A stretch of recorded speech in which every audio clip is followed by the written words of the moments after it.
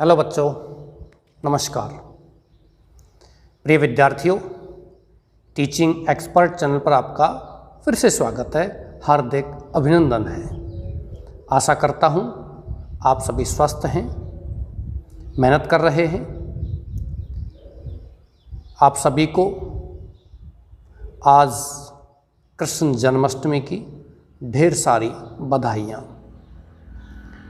ये फेस्टिवल आपके लिए मंगलमय हो और आपके अंदर एक नई ऊर्जा, नई स्फूर्ति, नया उत्साह भरे, ऐसी मैं कामना करता हूँ, ऐसी मैं आशा करता हूँ। बच्चों, you know very well, India is the land of fairs and festivals.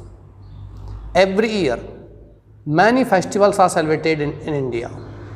Bharat में, हमारे देश में प्रतिवर्ष बहुत से त्यौहार मनाए जाते हैं और देखा जाए तो प्रतिदिन एक त्यौहार ही होता है।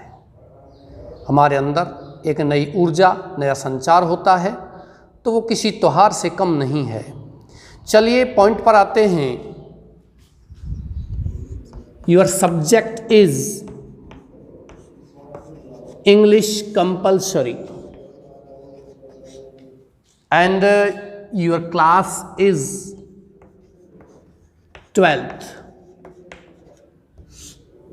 क्लास इंग्लिश कंपल्सरी सब्जेक्ट में लॉन्ग कंपोजिशन कंप्लीट हो चुके हैं, शॉर्ट कंपोजिशन भी लगभग पूर्ण होने को ही हैं। अंतिम चरण चल रहा है। इसके बाद अपन शॉर्ट ग्रामर जो आपकी 8 नंबर की आएगी, अब की बार ही Rajasthan board of secondary education ने उसको दिया है। 12th क्लास में पिछले 10 वर्षों से आपको ग्रामर पोर्शन, शॉर्ट ग्रामर नहीं था, केवल ग्रामर में भी कंपोजिशन पार्ट था, रचनात्मक व्याकरण थी पिछले 10 वर्षों से। लेकिन अब की बार आपको 4 टॉपिक ग्रामर में भी पढ़ने हैं। Each topic will be 2 marks. 4 topic हैं।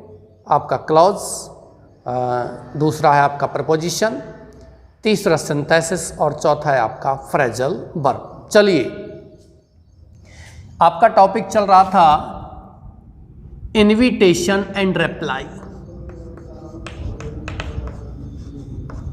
Invitation and reply.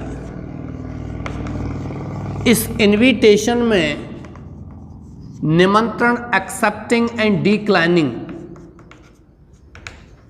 ये चल रहा था आपका। निमंत्रण को किस प्रकार से एक्सेप्ट किया जाए, कैसे उसको स्वीकार किया जाए और कैसे उसको डिक्लाइन किया जाए, ये आपको इसमें लिखना है। Invitation has 2 type. 1 type is formal and 2nd type is informal. Formal informal में इनविटेशन कैसे लिखा जाता है, ये मैंने आपको बता दिया है। इनविटेशन और एग्जाम की दृष्टि से आपको क्या पूछा जाएगा, रिप्लाई, यानी कि जवाब। निमंत्रण मिलने पर आपको वापस क्या जवाब देना है, ये आपके एग्जाम में आएगा। रिप्लाई जिसे कहते हैं, रिप्लाई भी आपको 2 प्रकार का होता है, एक फॉर्मल और एक इनफॉर्मल। अभी हम बात कर रहे हैं फॉर्मल रिप्लाई, मैं आपको बता चुका हूं कैसे लिखना है। इनफॉर्मल रिप्लाई आपको कैसे लिखना है, ये समझना है। तो चलिए यहां लेते हैं प्रोफोर्मा ऑफ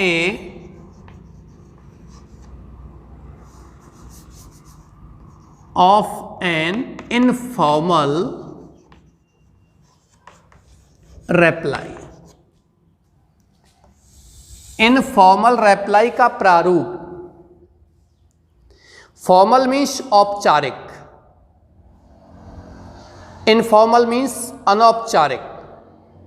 लेकिन आप ये नहीं जानते हो औपचारिक किसे कहते हैं और अनौपचारिक किसे कहते हैं। तो फॉर्मल और इनफॉर्मल ये एक जैसा ही है। मतलब आपको ये नहीं पता कि औपचारिक किसे कहते हैं, तो फिर समझिए आप फॉर्मल ही सुन लो, औपचारिक सुनने की ज़रूरत नहीं है। हमें शब्द का हिंदी ट्रांसलेशन करने के बजाय शब्द का डेफिनेशन जानना चाहिए, उसका मतलब क्या होता है, what is meant by the word. तो इसमें बात करते हैं proforma of an informal reply.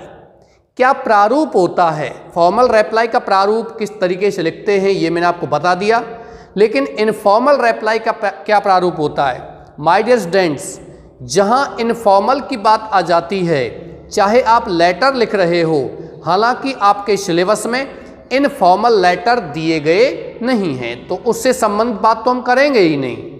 मैं बात कर रहा हूं रिप्लाई इनविटेशन की, जहां इनफॉर्मल दिया गया है वहां आप समझ जाइए आपको ये एक प्रकार से पर्सनल लेटर लिखा जाता है, मतलब व्यक्तिगत पत्र लिखना होता है।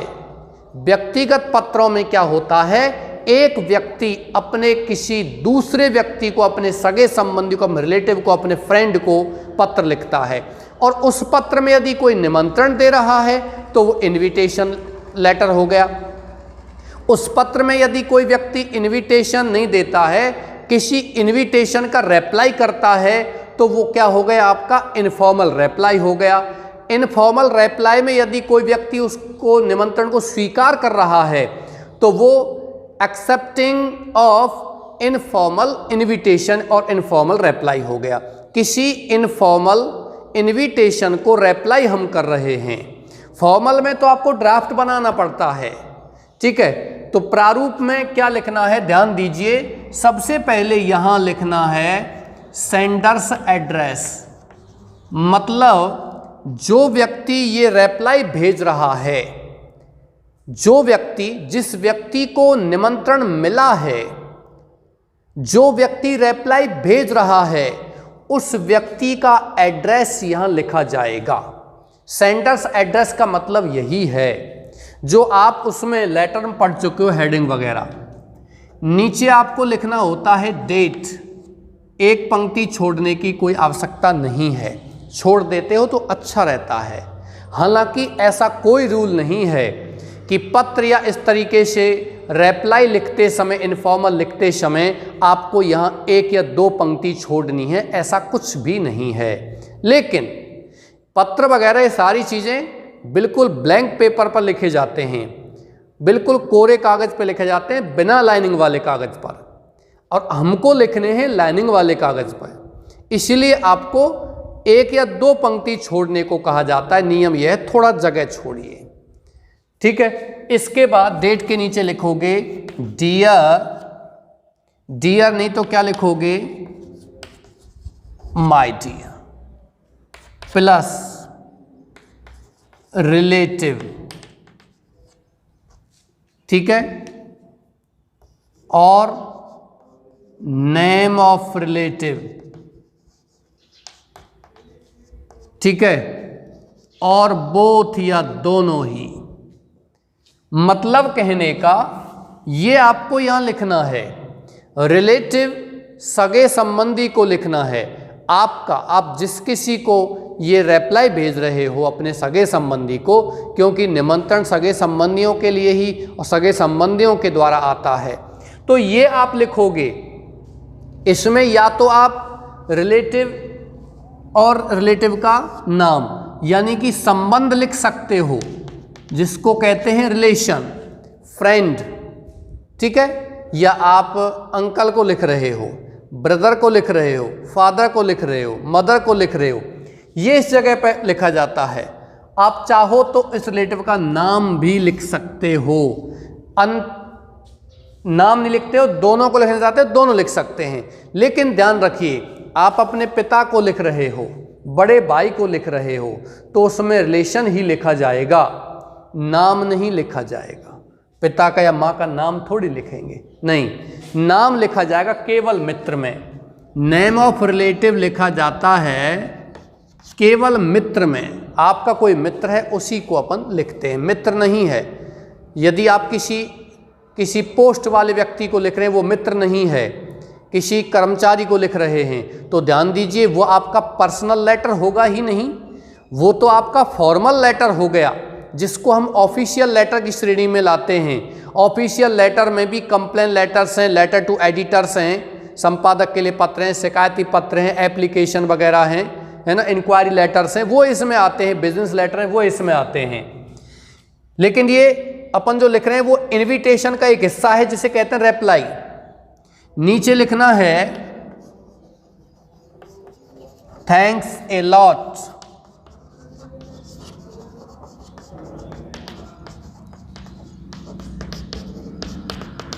For your kind invitation of your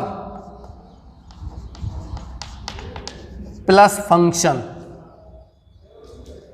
ये लिखना है जो भी फंक्शन है प्लस आप यहां लिख सकते हो वेन्यू, स्थान प्लस टाइम, ठीक है, ये आप लिखोगे इसमें। और इसको लिखने के बाद फिर आप लिखोगे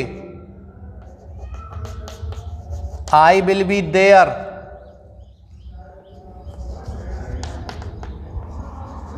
on time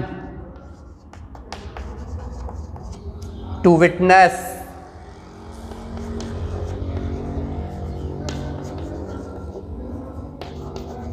the event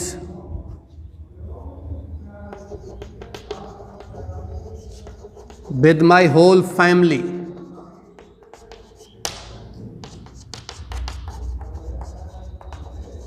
attending the function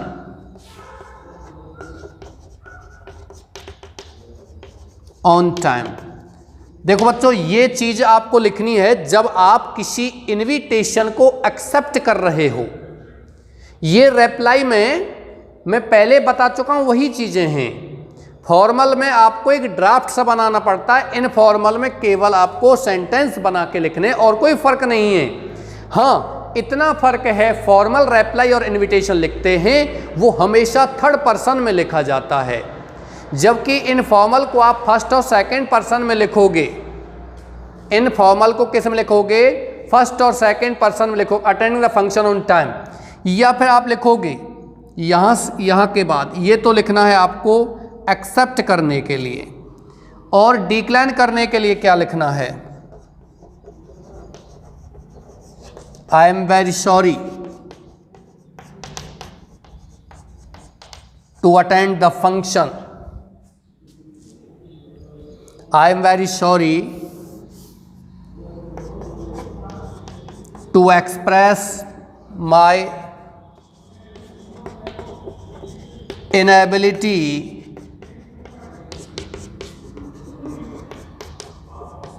to attend the function, plus कारण लिखोगे जो भी कोई कारण होता है, ठीक है। I am sending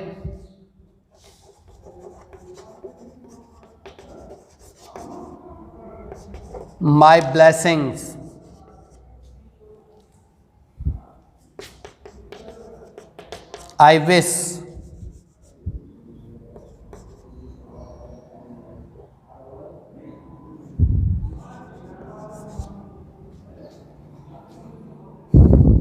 I wish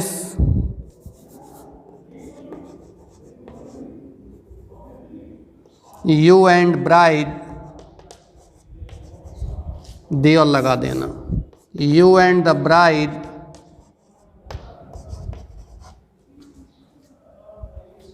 for a happy married life. अब कितना भी बड़ा चढ़ा के लिख लो, कोई दिक्कत नहीं है ऐसा। तो इसका मतलब ये है कि आई एम वेरी सॉरी, मुझे बड़ा दुख है, टू एक्सप्रेस व्यक्त करने, माई इनेबिलिटी मेरी अक्षमता, टू अटेंड द फंक्शन इस फंक्शन में उपस्थित होने में, जो भी कारण है वो लिख दीजिए ड्यू टू इलनेस, जो मैं आपको पहले बता चुका हूँ। ड्यू टू इलनेस बीमारी के कारण, due to urgent meeting emergency, urgent आपातकालीन जरूरी मीटिंग के कारण, अर्जेंट ऑफिशियल वर्क के कारण, ऑफिस मीटिंग के कारण, गोइंग अब्रॉड विदेश जाने के कारण। वो यह कारण आप बहुत सारे लिख सकते हो। फिर नीचे आप लिख सकते हो आई एम सेंडिंग ब्लेसिंग्स में आशीर्वाद भेज रहा हूँ। I wish you and the bride, मैं तुम्हें और जो ब्राइड है उसके लिए इच्छा करता हूँ for a happy married life, एक प्रसन्नचित विवाहित जीवन की। ये जो सेंटेंस मैंने लिखा है इसमें ध्यान रखना, ये केवल आपको भेजना है जब आपके मित्र की शादी है। ध्यान रखिए, आपके मित्र की शादी है और उस मित्र की शादी में आप उपस्थित नहीं हो रहे तो ही ये लिखना है कि मैं तुम्हें और वधू के लिए विवाहित प्रसन्नचित विवाहित जीवन की कामना करता हूँ। यदि आपका मित्र है और मित्र के पुत्र की शादी है तो आप लिख सकते हो I wish the bride groom and the bride for a happy married life. ठीक है, ये आपको लिखना है, ये आपको लिखना है यदि विवाह है तो। यदि जन्मदिन है तो I wish your son a happy life, है ना, इन सक्सेसफुल लाइफ, आप ये लिख सकते हो। अन्यथा इस लाइन को आप ना लिखें तो भी कोई दिक्कत नहीं है, आपने यहाँ लिख दिया है मैं मेरी ब्लेसिंग्स भेज रहा हूँ, आशीर्वाद भेज रहा हूँ। ठीक है, ये आपको लिखना है, ये लिखना है। ध्यान रखिए बच्चों, ये चीज़ें यहाँ से सेंटेंस यहाँ तक लिखना है। ये कब लिखना है? जब आप इस इनविटेशन को डिक्लाइन कर रहे हो, मतलब रिप्लाई भेज रहे हो। वो कैसा भेज रहे हो? उस फंक्शन में उपस्थित नहीं होने का। यदि आप इसको एक्सेप्ट कर रहे हो, स्वीकार कर रहे हो, तब आपको भेजना है स्वीकार करने वाला। यानी कि आप इस रिप्लाई को भेज रहे हो, आपने इनविटेशन स्वीकार कर लिया है, तब आपको भेजना है एक्सेप्टिंग वाला, वो आपको यहाँ लिखना है। आप इसको कॉपी कीजिए, मैं एक क्वेश्चन यहाँ आपको लिख रहा हूँ। ठीक है,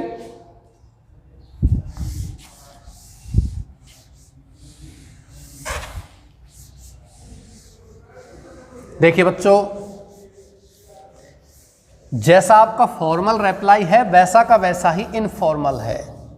बस इसमें क्या है, पत्र की तरह सेंटेंस बनाने होते हैं, बस सेंटेंस बनाने होते हैं इसमें, और कुछ नहीं है।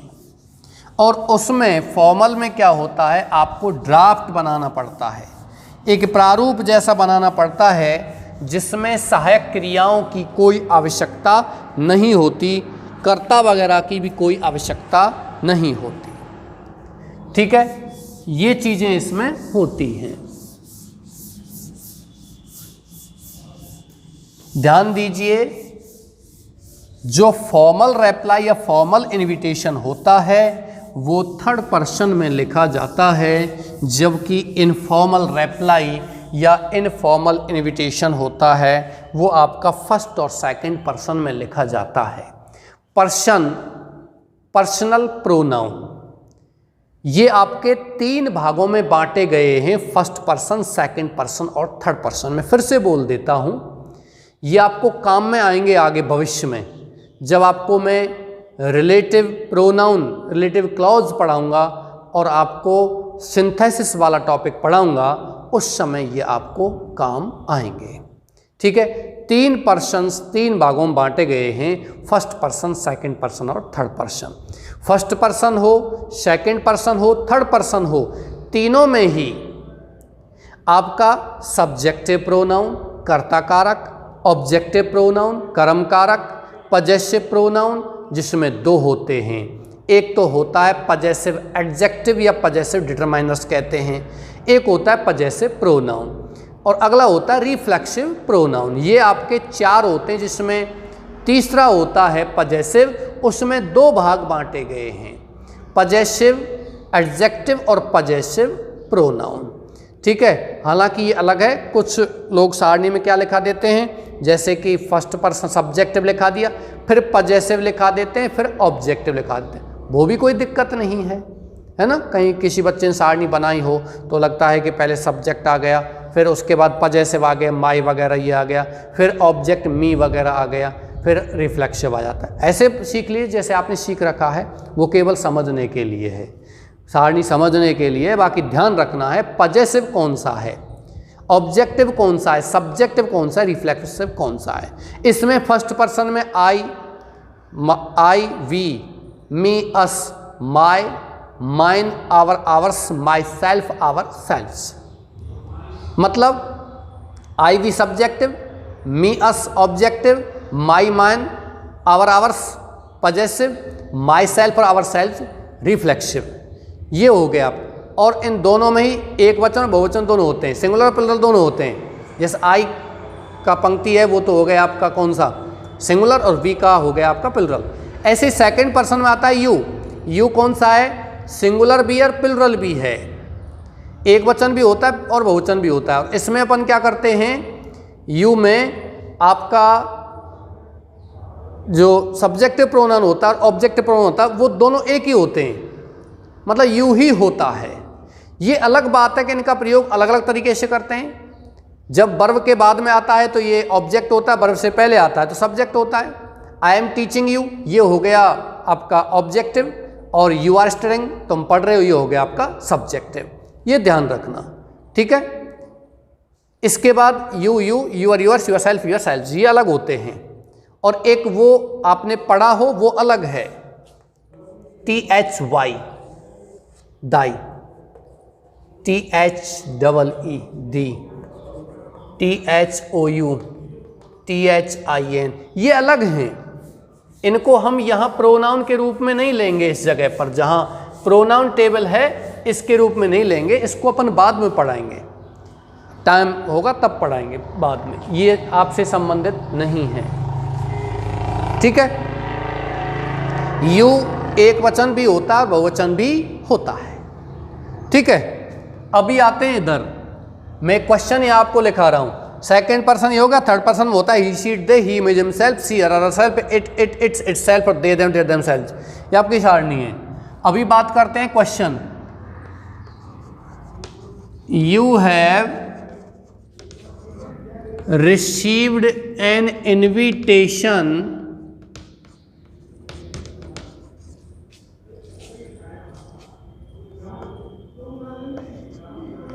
of your friends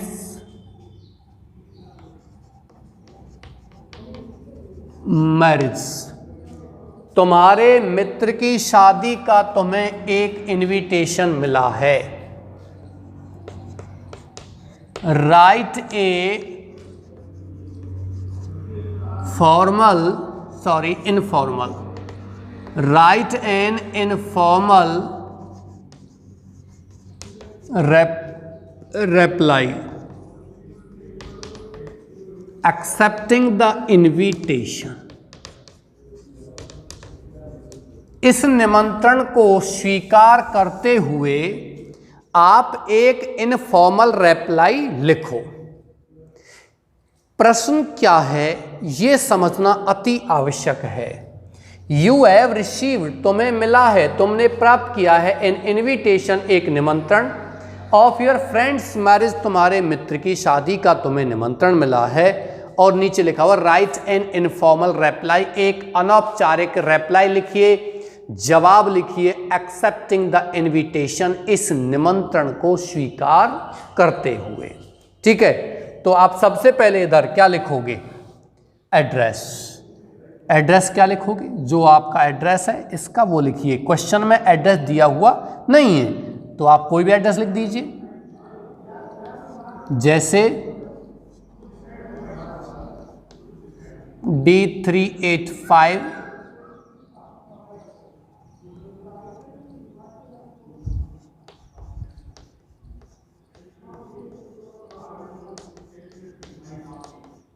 शिप्रापथ,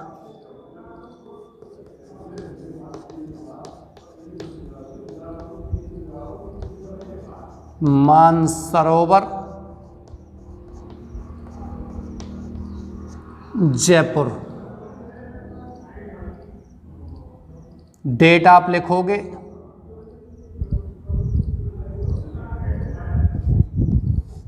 30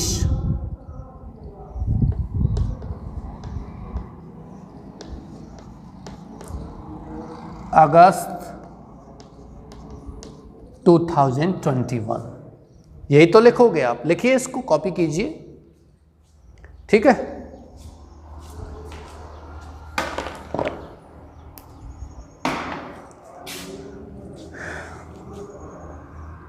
इसके नीचे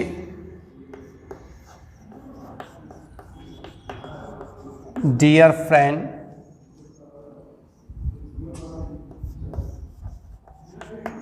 रवि, प्रिय मित्र Ravi,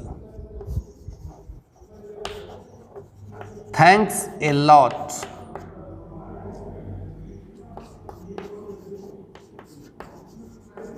for your kind invitation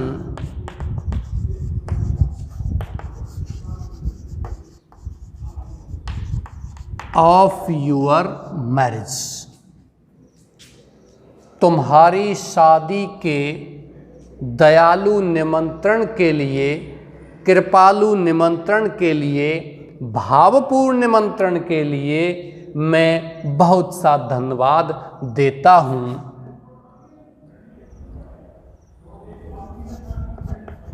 at your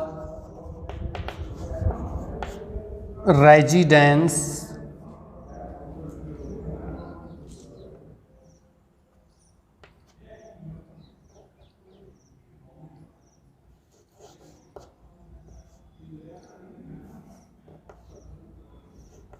on Sunday 12 September 2021 at 7 PM। ये हो गया। हालांकि अब ये मत सोचना ये तो हमारा डेट लिखना है, जब शादी वगैरह है, कोई भी डेट लिख सकते हो इस डेट के हिसाब से। अब आप ये कहोगे साहब अभी तो शादी हो ही नहीं, देव सो रहे हैं, तो ये आपका प्रश्न नहीं है, हमें लिखना है इसके हिसाब से। अभी 4 महीने बाद देव खड़े होंगे तो 4 महीने इस पहले उसने निमंत्रण थोड़ी दे दिया और फिर हम आज थोड़ी भेज देंगे रिप्लाई 4 महीने बाद पहुंचेगा, तो ऐसा नहीं है। ये केवल आपको समझने के लिए है ना। हाँ, बहुत से बच्चे होते हैं उनके सवाल होते हैं इस प्रकार के। आप ये कहोगे सब आप ऐसे क्यों कह रहे हो, मैं सही कह रहा हूँ। कुछ बच्चों के सवाल इतने बेतुके या ऐसे होते हैं जो ऐसा लगता है कि बिल्कुल उनको समझाना पड़ता है, क्योंकि विद्यार्थी तो विद्यार्थी होते हैं।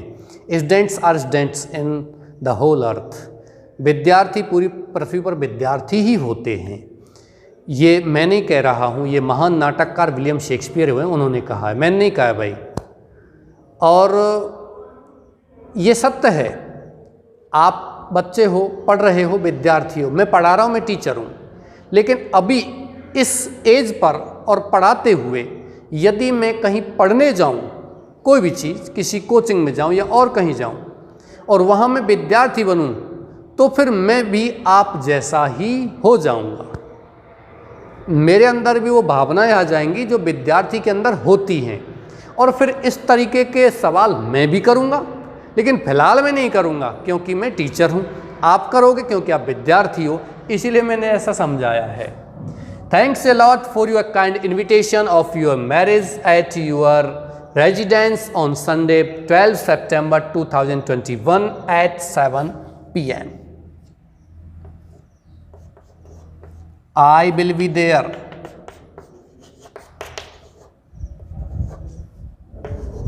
on time. I will be there on time to witness the great event of your marriage.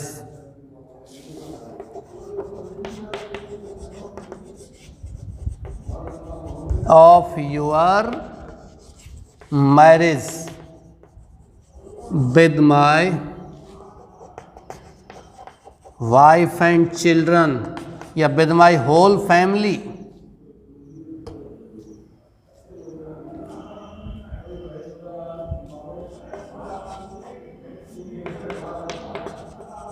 Reaching on time in my own car, स्वयं की कार में समय पर पहुंचते हुए। ठीक है बच्चों, ये आपको इसमें लिखना है।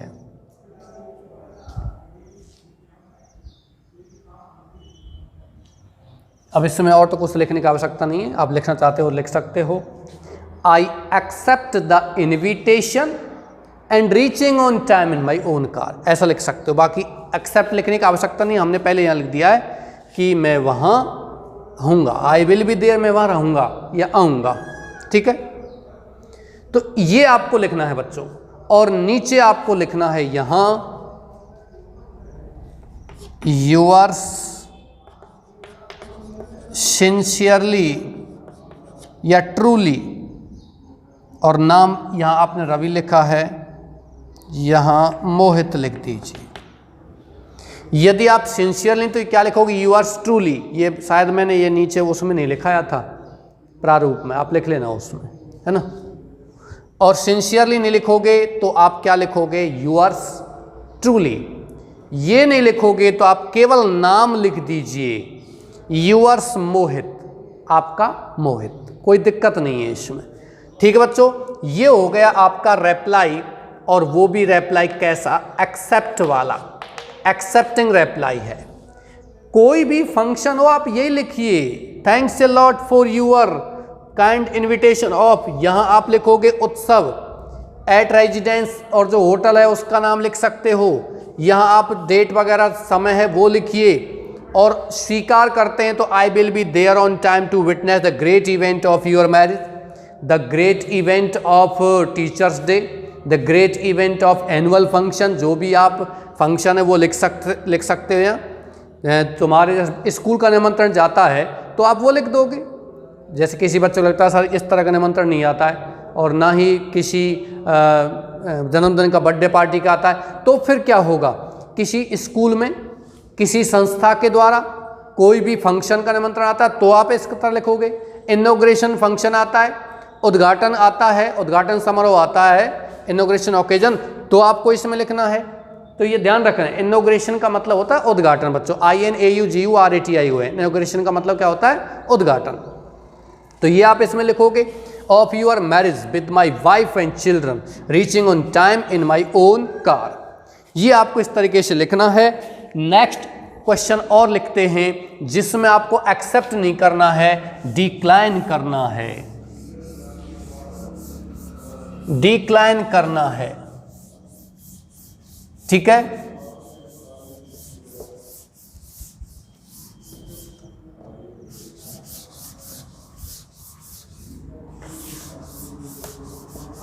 मैं क्वेश्चन लिखा देता हूं।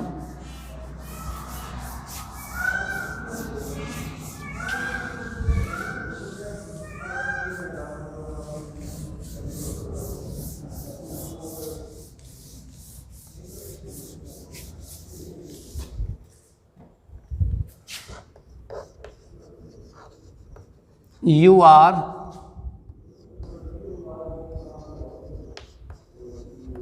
Pratik. You have received the invitation of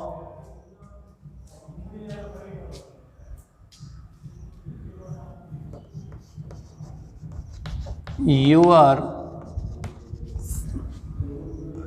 friend's son's birthday. Your friend's son's birthday, तुम्हारे मित्र के पुत्र के जन्मदिन का तुम्हें इनविटेशन मिला है, बर्थडे पार्टी लिख दीजिए। You are Pratik, you have received the invitation of your friend's son's birthday party. Write an informal reply declining the invitation due to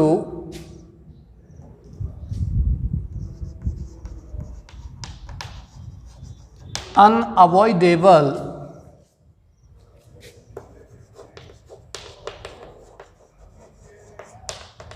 office meeting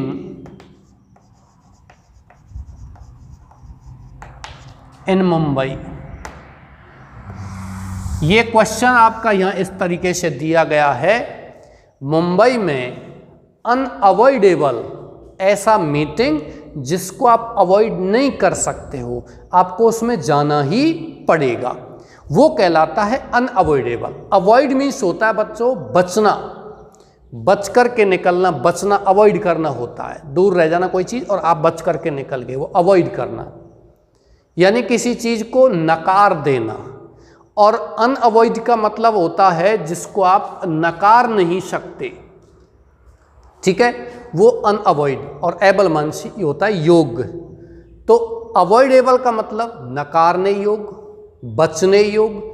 unavoidable जिससे नहीं बचा जा सके, जिसको नहीं छोड़ा जा सके, वो होता है, ठीक है। अब आगे चलते हैं इसमें। तो सबसे पहले आपको यहां अपना एड्रेस लिखिए आप,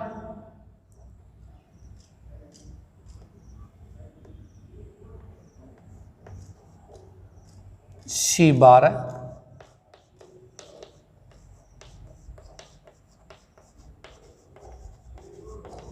तिलक नगर, जयपुर। डेट कितना है आपका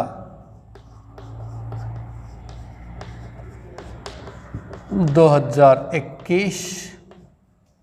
नीचे आप लिखोगे डियर फ्रेंड, आप तो प्रतीक हो, कोई फ्रेंड का नाम लिख सकते हो, dear friend Shivam, thank a lot for the kind invitation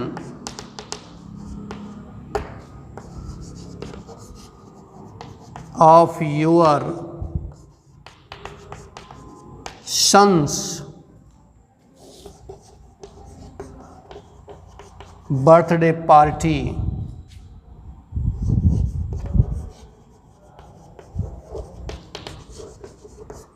at your residence in Bikaner on Wednesday,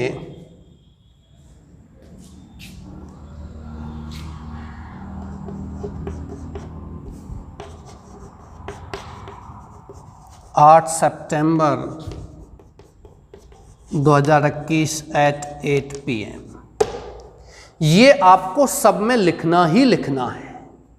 भाई ये क्या है, एक तो ये लिखा हुआ है कि आप धन्यवाद दे रहे हो। आप क्या दे रहे हो, धन्यवाद। किस बात का धन्यवाद दे रहे हो, आप धन्यवाद दे रहे हो उसके निमंत्रण का।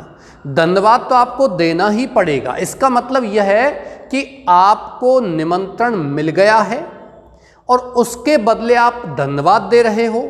अब ये बात और है कि आप उस निमंत्रण में जा रहे हो, अटेंड कर रहे हो फंक्शन को, या किसी कारण से या किसी इमरजेंसी मीटिंग के कारण से, बीमार होने की वजह से या और कोई ज़रूरी कार्य होने की वजह से आप उस फंक्शन में नहीं जा पा रहे हो, वो एक अलग बात है। चलिए क्वेश्चन को आप अच्छे से पढ़िए। यू आर प्रतीक, आपका नाम कौन है, प्रतीक। तो यहाँ तो प्रतीक आएगा ही नहीं, आपके मित्र का नाम दिया गया नहीं है इसमें, आप इस मित्र का नाम जो अच्छा लगे वो लिख सकते हैं, ये तो यहाँ लिखा हुआ है। फिर है you have received the invitation, तुम्हें मिला है द इन्विटेशन, निमंत्रण of your friend's son's birthday, तुम्हारे मित्र के पुत्र के जन्मदिन का, जन्मदिन की दावत का क्या मिला है, तुम्हें निमंत्रण मिला है। बर्थडे पार्टी, पार्टी का मतलब होता है बच्चों दावत, ठीक है।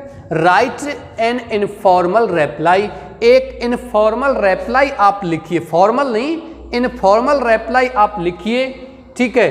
डिक्लाइनिंग द इनविटेशन, सबसे महत्वपूर्ण चीज क्या है कि प्रश्न में ही स्पष्ट रूप से लिखा हुआ है कि आप चाहकर भी इस इनविटेशन में नहीं जा सकते, इनविटेशन को अटेंड नहीं कर सकते। आपको इनविटेशन डिक्लाइन करना है हर हालत में। ये क्वेश्चन में लिखा हुआ है बच्चों, क्वेश्चन में लिखा हुआ है कि you have to attend the function, you have to accept the invitation और you have to decline the invitation.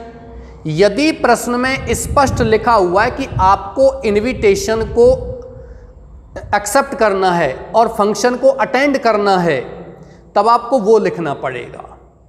यदि जो मैंने अभी इससे पहले वाला क्वेश्चन लिखाया था उस तरीके से। और यदि आपको प्रश्न में स्पष्ट किया गया है कि इनविटेशन डिक्लाइन करना है, इनविटेशन को मना करना है, अस्वीकार करना है, तब आपको वो लिखना पड़ेगा जो मैं अब बता रहा हूं और पहले प्रारूप में भी आपको बता चुका हूं। ठीक है, लेकिन प्रश्न में इस तरह का जिक्र नहीं आता है कि आपको फंक्शन डिक्लाइन करना है, फंक्शन को आपको अटेंड करना है, इनविटेशन डिक्लाइन करना है, इनविटेशन एक्सेप्ट करना है। इस तरह की चीज़ें यदि प्रश्न में नहीं आती हैं फिर आपको कोई दिक्कत नहीं है, फिर आप उसमें एक्सेप्ट लिखिए या डिक्लाइन लिखिए। ठीक है, ये आपका हो गया हेडिंग यानी कि एड्रेस वगैरह, ये आपका डेट हो गया और ये आपका मैंने आपको बताया था वो हो गया, यानी कि मित्र है या और कोई है सगा संबंधी है उसको लिखना है। नाम भी लिख सकते हो मित्र है तो। यदि मित्र नहीं है तो और किसी का नाम लिखने की कोशिश ना करें, क्योंकि मित्र बराबर के होते हैं, उनमें आप नाम लिख सकते हो। अब अंकल आता है, फादर आता है, बड़ा भाई आता है, ठीक है, तो उसके लिए आप नाम नहीं लिख, हाँ छोटे भाई के लिए आप लिख सकते हो, लेकिन बड़े भाई के लिए आप नाम का प्रयोग बिल्कुल नहीं करोगे। थैंक ए लॉर्ड, थैंक में एस और लगा दीजिए। थैंक्स, धन्यवाद देता हूं, ये थैंक्स लिखिए, धन्यवाद देता हूं। ठीक है, और यदि थैंक कब लिखेंगे, जब आप मिस्टर एंड मिसेज दोनों हैं, दोनों धन्यवाद दे रहे हैं, तो थैंक्स लिखने का प्रयास कीजिए, एस लगाने का प्रयास कीजिए इनफॉर्मल में। फॉर्मल में आप एस ना लगाएं तब भी ठीक है। Thanks a lot for the kind invitation, ये आपको सब में लिखना ऑफ योर सन्स बर्थडे। ये फुल स्टॉप नहीं बच्चों, डैश लगा हुआ है, डैश, क्योंकि आपका अधूरा है, वो आधा शब्द उधर है और आधा शब्द इधर है, इसलिए वहां मैंने डैश लगा दिया। ये अलग बात है कि बर्थ अपने आप में शब्द अलग है और डे अपने आप में अलग शब्द है, दो शब्द हो गए, लेकिन इस जगह पर ये जो शब्द है ये आपका एक ही है, birthday party. At your residence, तुम्हारे निवास स्थान पर, इन बीकानेर, कहाँ, बीकानेर में। यहाँ आप रेजिडेंस लिख दिया, इन बीकानेर नहीं लिखते हो कोई दिक्कत नहीं है, क्योंकि यहाँ रेजिडेंस लिख दिया है। तो इस तरह के शब्द जिनको आप ना लिखें, ऐसे शब्द यदि आपने ये नहीं लिखा तो परेशानी नहीं है, इस शब्द से परेशान नहीं है, क्योंकि हम रेजिडेंस लिख चुके हैं। लेकिन ये दो शब्द हैं, ये नहीं लिखे तो आपका कोई नंबर डिडक्ट नहीं होगा। लेकिन यदि आपने ये नहीं लिखा सन्स बर्थडे, मतलब फंक्शन क्या है ये नहीं लिखा, तो आपके इस जगह पर अंक कट जाएंगे, ये ध्यान रखना। Bikaner on Wednesday 8 September 2021 at 8 PM. I am very sorry, मुझे अब बड़ा दुख है। In expressing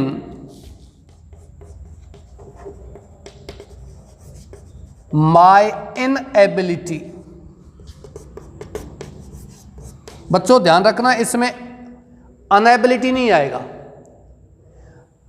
एबल ABLE समर्थ, और असमर्थ बनाते हो तो आपको इसमें प्रीफिक्स लगाना पड़ेगा अनएबल। लेकिन एबिलिटी शब्द में आप प्रीफिक्स लगाते हो तो क्या लगाओगे, इनएबिलिटी, असमर्थता।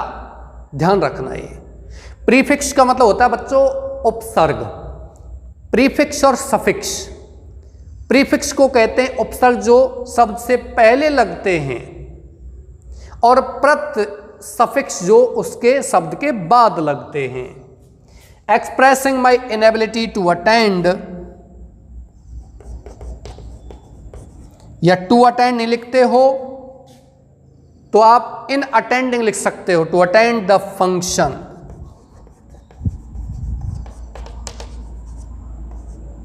ड्यू टू, अब क्या कारण हो सकता है वो लिख सकते हो। अब क्या कारण, इस प्रश्न में यदि कारण दिया गया है तो 100% या निश्चित वही कारण लिखना है। यदि प्रश्न में आपका कोई भी कारण दिया गया नहीं है, then you can write any one of the reasons, कारणों में से कोई भी कारण आप लिख सकते हो। लेकिन जब प्रश्न में स्पष्ट रूप से आपका कारण दिया गया है due to unavoidable office meeting in Mumbai, you live in Jaipur, your function is in Bikaner, but your meeting is in Mumbai.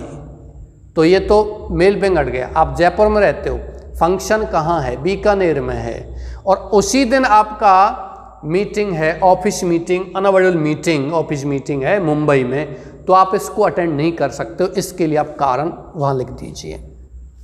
ठीक है, to attend the function due to unavoidable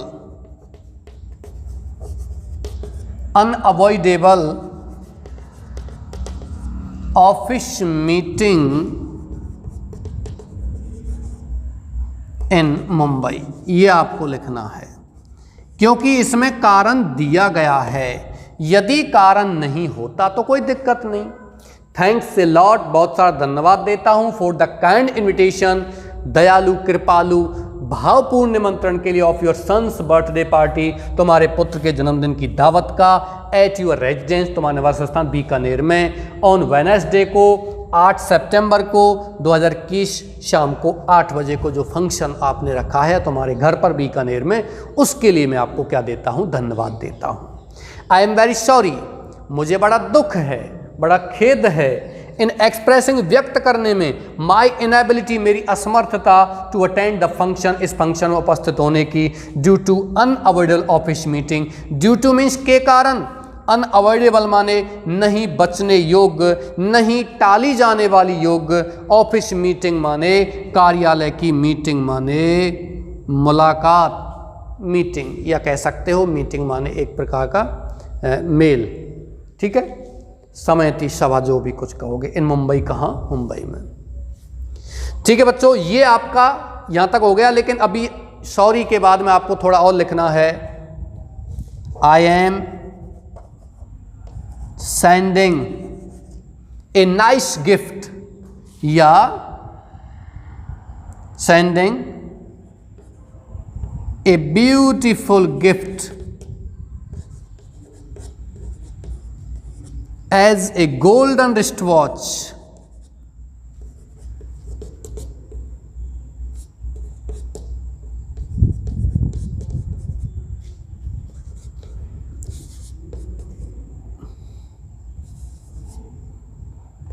and my blessings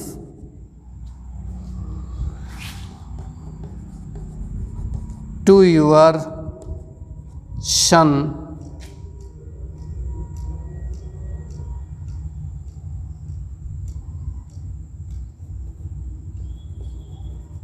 Pankaj. ये कह रहा आई एम सेंडिंग, में भेज रहा हूं ये ब्यूटीफुल, सुंदर सा gift, beautiful gift,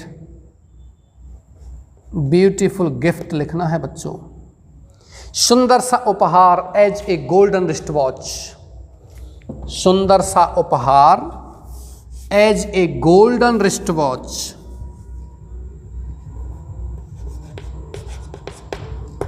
gift, as a golden wrist watch. अब ठीक है, एक सोने की सुनहरी कलाई घड़ी के रूप में एक सुंदर सा उपहार भेज रहा हूं, golden wrist watch, and my blessings, और मेरा आशीर्वाद भेज रहा हूं टू यूर सन पंकज, तुम्हारे पुत्र पंकज के लिए। नीचे बच्चों आपको यहां लिखना है यूअर सिंसियरली, एक पंक्ति छोड़नी है और फिर लिखना है यूअर सिंसियरली या ट्रूली, सिंसियरली या ट्रूली, और यहां आप नाम लिख देना। अब इसमें नाम क्या है, आपका नाम प्रतीक है, आपके मित्र का नाम शिवम है, मित्र के पुत्र का नाम पंकज दे दिया, शिवम और Pankaj, that have not been given in your question. ये दोनों ही नाम आपके प्रश्न में दिए नहीं, आप हम इच्छा से लिखें, लेकिन ये नाम आपके प्रश्न में दिया गया है तो आपको यहाँ लिखना ही पड़ेगा यूर फ्रेंड प्रतीक, तुम्हारा मित्र प्रतीक, ये आप लिख दीजिए। ठीक है, ये आपको यहां लिखना है। यदि आप नीचे यूर फ्रेंड प्रतीक ने केवल प्रतीक ही प्रतीक लिखना चाहते हो तो आप लिख सकते हो। बच्चों इसको कॉपी कीजिए।